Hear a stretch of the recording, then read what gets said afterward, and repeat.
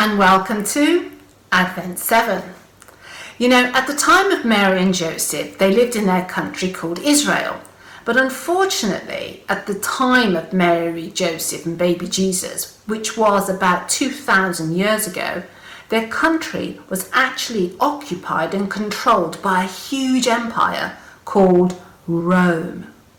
And the Romans had at the top an emperor, which is a bit like a king. And at the time of Jesus being born, the emperor was a man called Augustus. Now, Augustus wanted to know how many people were in all the different countries that made up his empire.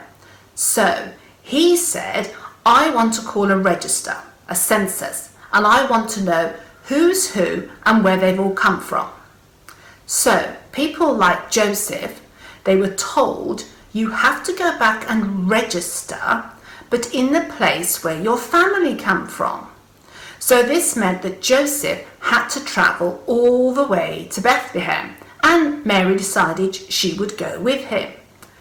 Now they knew they had to go to Bethlehem because the families in Israel kept records and they knew all about their ancestors and where their families had come from. Some families do that today and they call it a family tree. Maybe that's something you have in your family. Maybe it isn't. You don't have to have one. But it's important that we know who are the people who are special to us. Now, the people who are special to me are the ones who live in the house with me.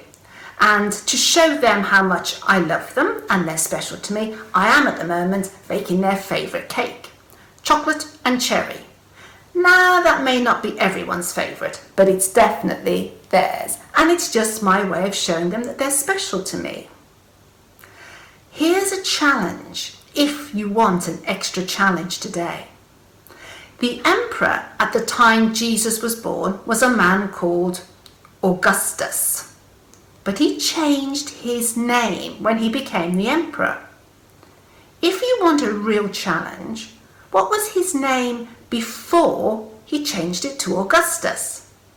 And if you want an extra challenge, he had a very famous uncle. Who was he?